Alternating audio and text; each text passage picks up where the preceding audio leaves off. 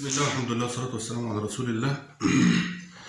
هو يا جماعة أنا هحكي لكم على الوضع الحالي. الوضع الحالي دلوقتي إن فيه ناس كتير بتتصل بعد ما نزلت فيديوهات، وناس عايزة تحجز أراضي، وما شاء الله يعني 90% من الناس اللي اتكلمت معايا الفترة اللي فاتت ديت عايزة نخيل.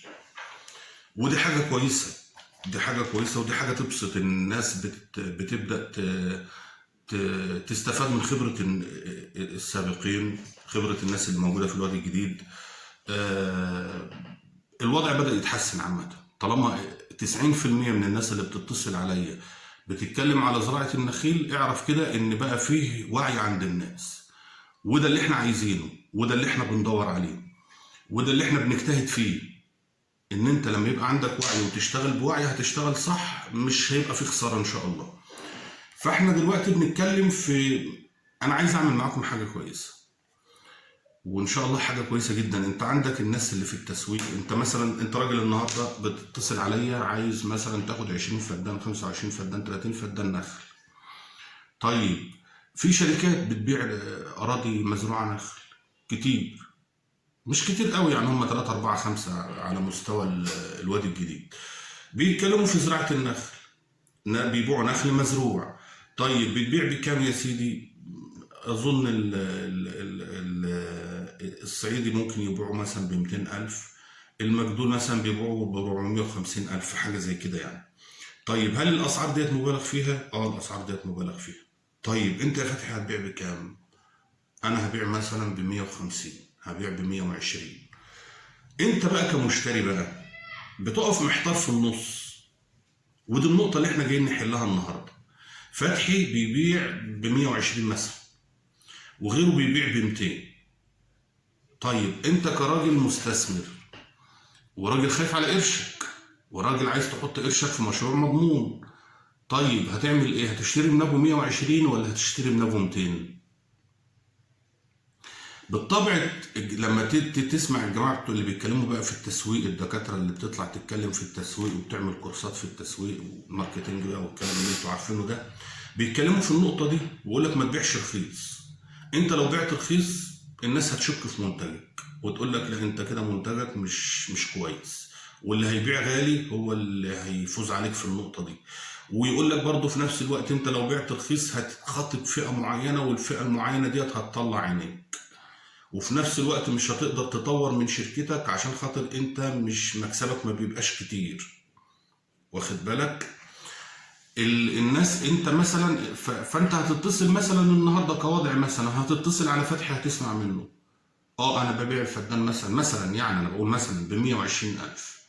هتقعد طب مواصفات الارض ايه؟ 1 2 3، وهتقوم جاي ضارب على ابو 200,000. ما انت بتقدر حقك انك تتصل على ده وعلى ده وعلى ده، فتقوم تتصل على ابو 200,000 يقول لك لا يا فندم احنا مش بنبيع ب 120، لان ابو 120 دوت فسايله ما بتبقاش ما بيبقاش على راسها ريشه، والابار بتاعته بتبقى كذا، والتربه بتبقى كذا وحاجات من ديت يعني.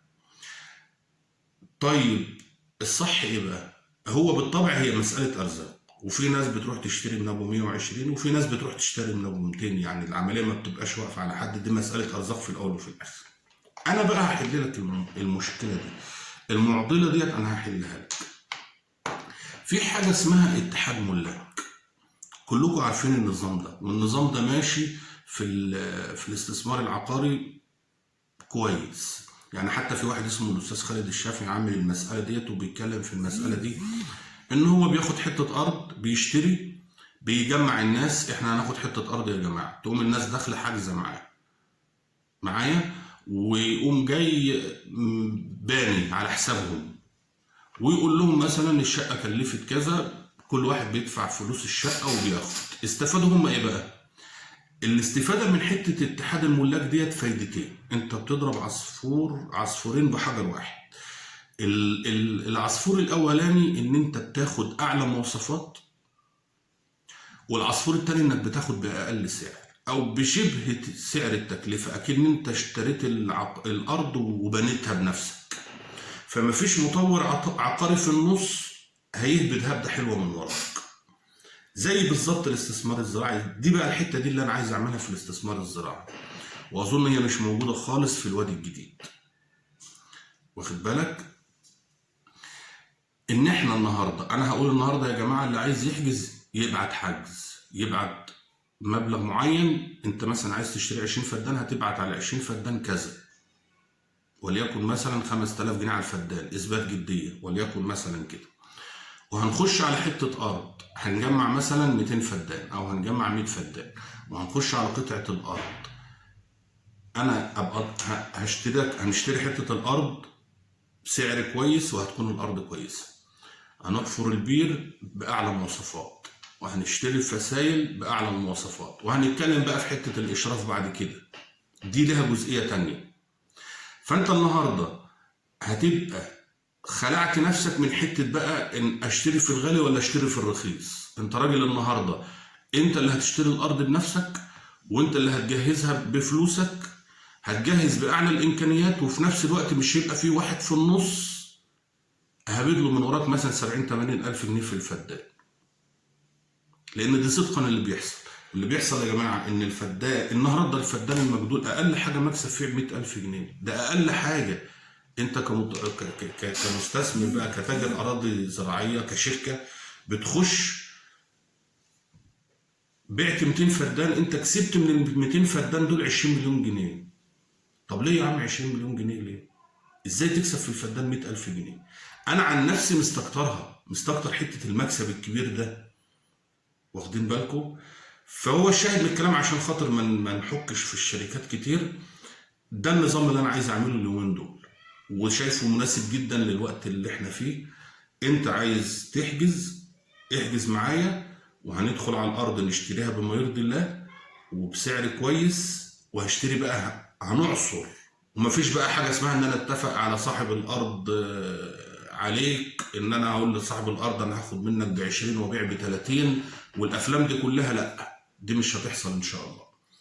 احنا هنخش نشتري الارض بما يرضي الله، وهنجيب البريمه او الخباطه على حسب المساحه. يعني مثلا لو هنخش على بير 50 فدان، مش هنروح نجيب له بريمه عشان نزرع نخل. لو هنخش على بير 100 فدان، برضه مش هروح اجيب بريمه.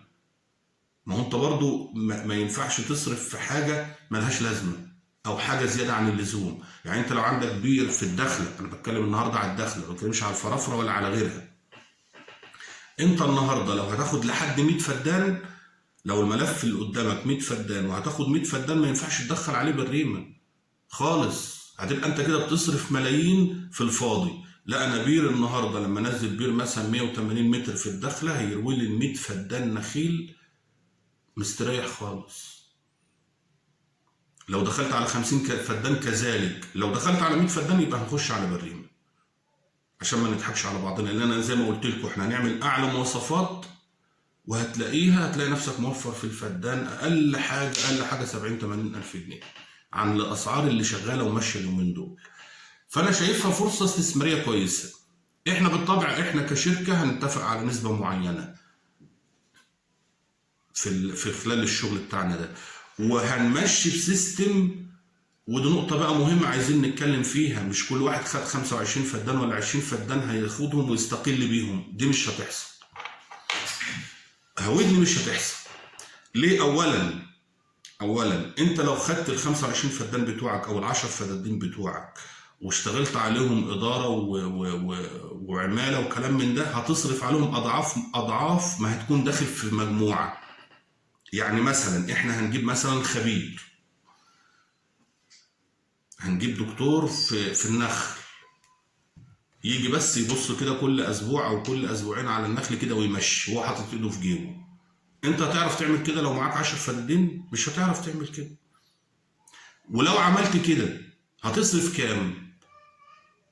واخد بالك؟ فهو حته ان انت تاسس شركه، والشركه يبقى لها اداره واحده، ويبقى معروف ان كل واحد ملزم بقد ايه شهريا او سنويا، ملزم بقد ايه.